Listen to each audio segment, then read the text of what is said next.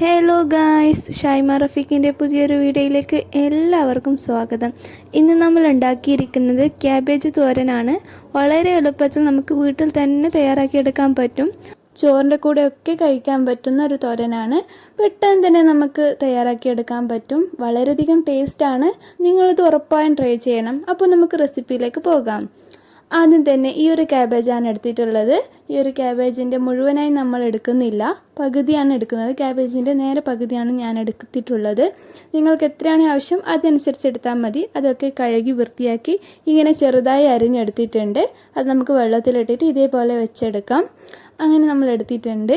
ഇനി അടുത്തതായി ഞാൻ എടുത്തിട്ടുള്ളത് ഈ ഒരു പാത്രമാണ്. നമുക്ക് ഇതിലാണ് നമ്മളിന്ന് തോരൻ ഉണ്ടാക്കുന്നത്.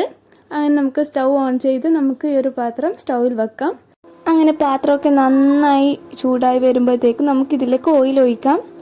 ഞാൻ ഇത്രയും ഓയിൽ എടുത്തിട്ടുണ്ട്. ഇത്രയും മതിയാവുന്നതായിരിക്കും. ഇനി നമുക്ക് ഓയിൽ നന്നായി ചൂടായി വരുമ്പോഴത്തേക്കും നമുക്ക് ഇതിലേക്ക് ഇനി കടുക് ഇടാം.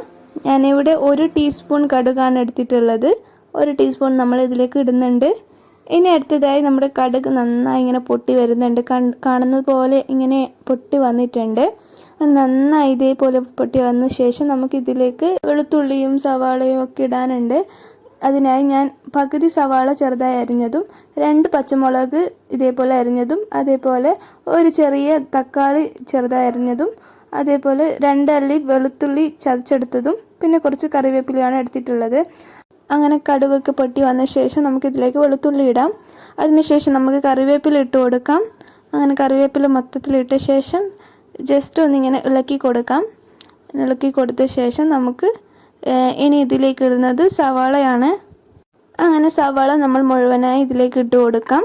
അങ്ങനെ മുഴുവനായി ഞാൻ ഇട്ടിട്ടുണ്ട്. ഇനി നമുക്ക് തവി വെച്ചിട്ട് നന്നായി ഇതേപോലെ ഇളക്കി കൊടുക്കാം. നമ്മുടെ സവാള കുറച്ച് വാടുന്നത് വരെ ഇങ്ങനെ തന്നെ ഇളക്കി കൊടുക്കാം.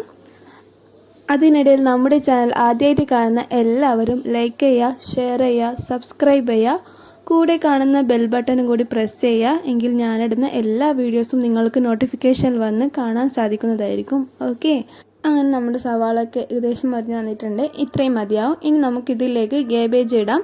നമ്മൾ നേരത്തെ കട്ടാക്കി വെച്ചിട്ടുള്ള ക്യാബേജ് നമുക്ക് കുറച്ചായി ഇതിലേക്ക് ഇട്ട് കൊടുക്കാം. അങ്ങനെ ഞാൻ കുറച്ചായിട്ട് ഇങ്ങനെ മുഴുവനായി ഇടുന്നുണ്ട്. അങ്ങനെ മുഴുവനായി ഇപ്പോൾ ഇട്ടിട്ടുണ്ട്. ഇനി നമുക്ക് തവി വെച്ചിട്ട് നന്നായി ഇളക്കി കൊടുക്കാം. നമ്മുടെ തവി വെച്ചിട്ട് നന്നായി ഇതേപോലെ ഇളക്കി കൊടുക്കാം. അങ്ങനെ ഇളക്കി കൊടുത്ത ശേഷം നമുക്ക് ഇതിലേക്ക് ഇനി അടുത്തതായി ഇടുന്നത് നേരത്തെ കട്ടാക്കി വെച്ചിട്ടുള്ള തക്കാളിയും പച്ചമുളകുമാണ്. അത് നമുക്ക് ഇതിലേക്ക് ഇട്ട് കൊടുക്കാം. ഇപ്പോൾ ഞാൻ ഇട്ടിട്ടുണ്ട്. എന്നിട്ട് വീണ്ടും തവി വെച്ചിട്ട് നന്നായി ഇതേപോലെ ഇളക്കി കൊടുക്കാം. ഇനി അടുത്തതായി നമ്മൾ ഇതിലേക്ക് ഇടുന്നത് ഉപ്പാണ്. ഞാനിവിടെ 1/2 ടീസ്പൂൺ ഉപ്പ് ഇട്ടിട്ടുണ്ട്. നിങ്ങൾക്ക് ഉപ്പ് ആവശ്യത്തിനനുസരിച്ച് ഇട്ടാൽ മതിയാകും. ഇനി അടുത്തതായി ഇതിലേക്ക് ഇടുന്നത് 1 ടീസ്പൂൺ മഞ്ഞൾപ്പൊടിയാണ്. അങ്ങനെ മഞ്ഞൾപ്പൊടി ഇട്ടിട്ടുണ്ട്. എന്നിട്ട് നമുക്ക് തവി വെച്ചിട്ട് നന്നായി ഇളക്കി കൊടുക്കാം. ഇതേപോലെ ഇളക്കി കൊടുക്കാം. നല്ലപോലെ ഇളക്കി കൊടുത്തിട്ടുണ്ട്. ഇനി നമുക്കിതിലേക്ക് തേങ്ങ ചിരവിയത് കുറച്ച് ഇടാം. ഇത്രയും മതിയാകും. അങ്ങനെ ഇട്ടിട്ടുണ്ട്.